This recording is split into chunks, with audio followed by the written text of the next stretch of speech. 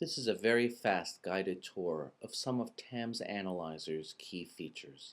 It's not a tutorial. You won't really learn how to do anything in this, but you'll see what it can do, and hopefully that will inspire you to go to the website, get the full documentation, and figure out how to do the things you need to do if you are involved in qualitative analysis on OS X. So I'm going to start TAMS, and TAMS comes up with a series of working projects. You can add your current project to this just through the Work menu. Cancel. And I'm going to show you a project that is fairly old for me. It's an analysis of IRB, that is Human Subjects Research Board, paperwork. And I come up here, and what I get is the workbench, also known as the project window. And there are 5 tabs here. There's the info tab, which you'll notice I have completely blank, well, almost blank, just a default there. Why? Because this is really only used for multi-user projects which connect through MySQL. The key tab here is the Files tab, which allows you to manage your project. You can import, remove files, and the files in your project are listed here, the data files. If there are result files, they are listed when you click the Results button. And there's ways of making this show just subsets of files as well, and that's managed through this Sets menu. The files that TAMS actually searches for analysis, you throw over here, and you move things over here through these buttons. Now, there's also something called the init file, which is a special file from this column here. There it is there, and you can see it's the init file down here at the bottom. That file contains special instructions to TAMS, which indicate how TAMS should handle the data. I'm going to open it just so that you see what it looks like. This init file tells me that there are certain variables it should look for, and here they are. So there are certain variables like site, type, form, and zone, which are universals. This is a fairly old project. These days, this would be more likely to say context. All of these special commands to TAMS start with an exclamation mark. Now, universal means this is a variable that will apply for whole files.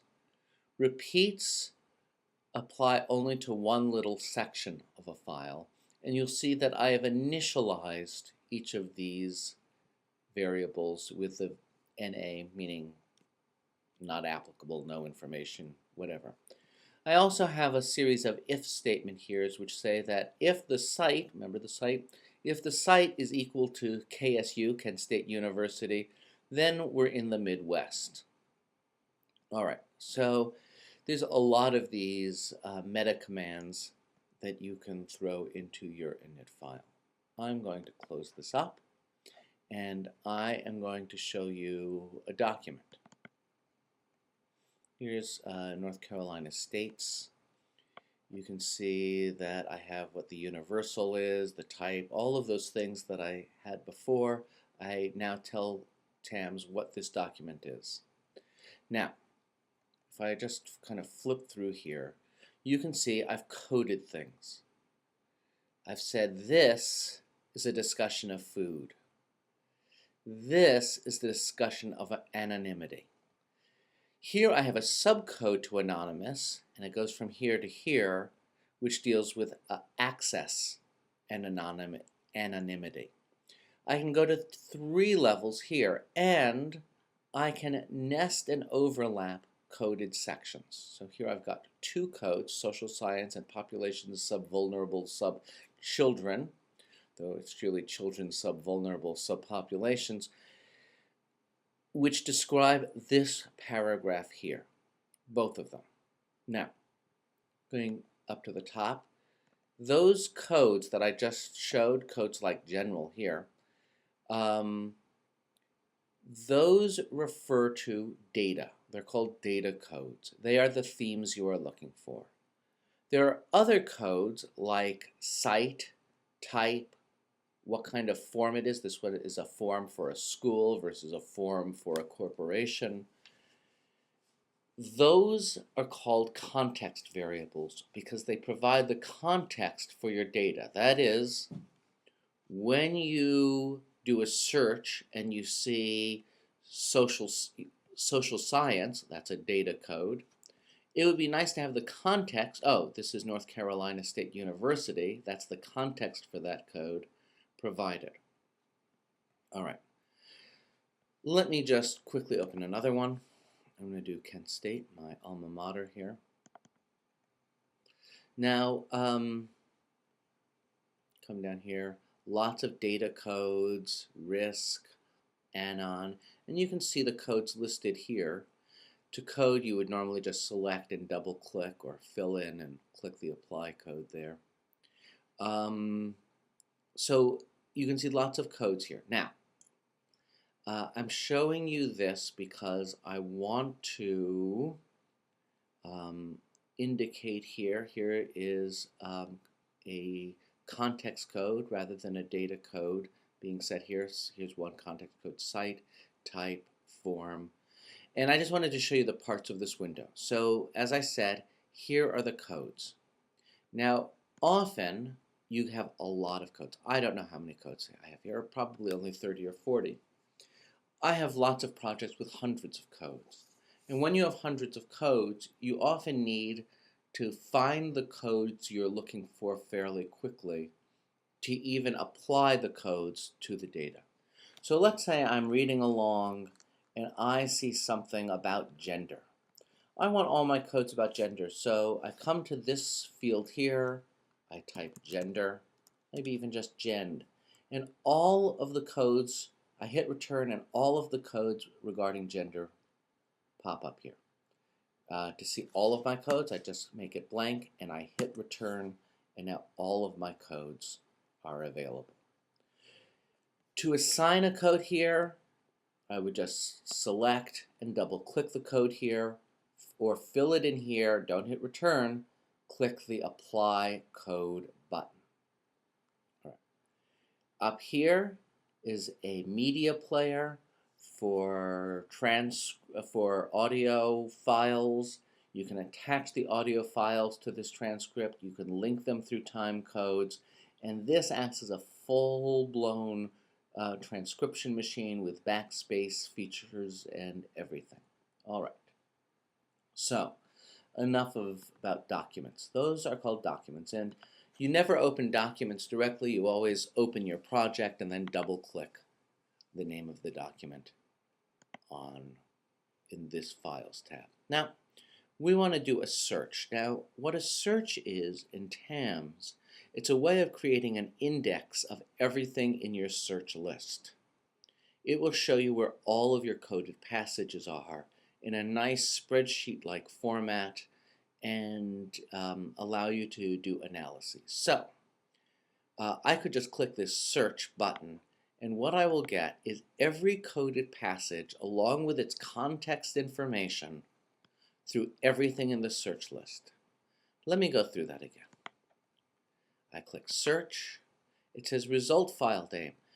Most searches are disposable. You're not really interested in keeping the results because if you mess with any of these initial files, it will alter the validity of the results file. So just treat it as a temporary working document until you're fairly far along in your project. At that point, you can create a search by filling in the name and unclicking the temporary. But these are going to be thrown out automatically by TAMS. And here we have, here we have a results window. Project window, document window, results window. You're going to be spending a lot of time on this window. So let's again discuss the anatomy. We have a lot of features up here. You have your select sorting drawer. This is where you're going to do most of your final searches. So this kind of search is called a search in TAMS. If I search this window for certain results, it's called a selection.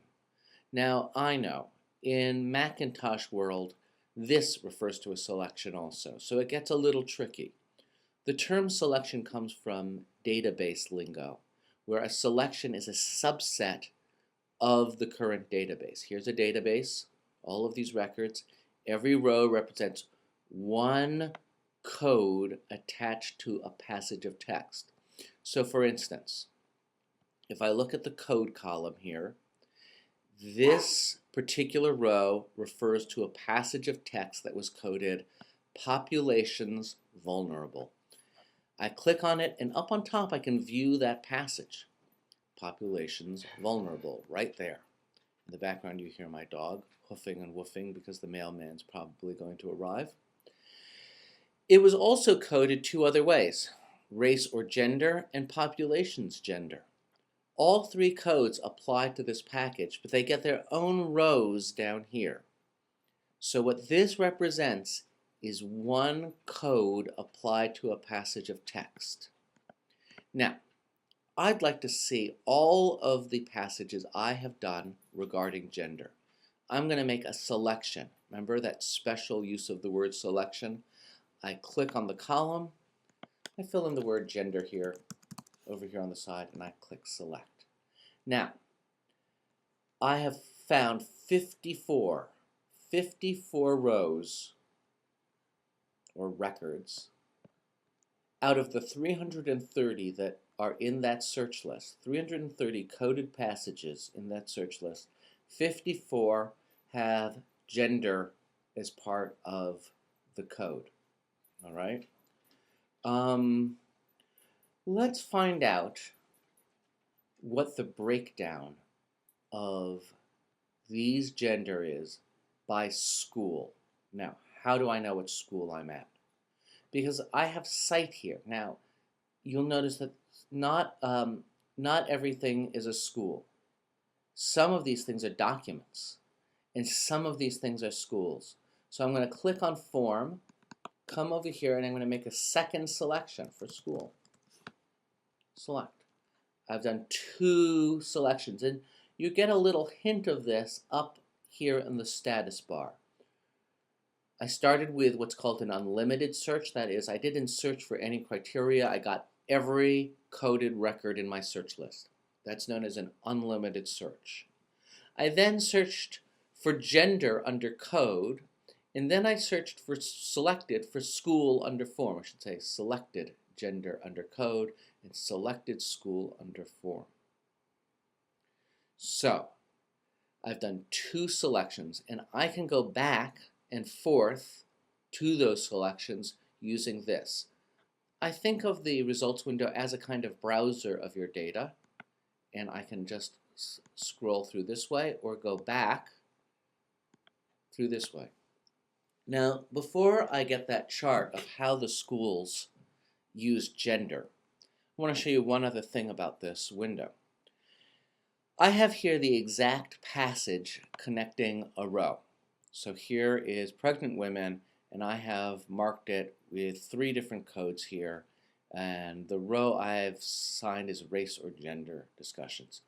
Boy, you know, that doesn't give me a whole lot of information. I'd like to see the context of that.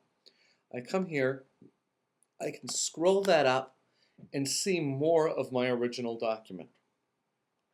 I can see more of my original document, and if I'm not happy, I can fill in an arbitrary number here.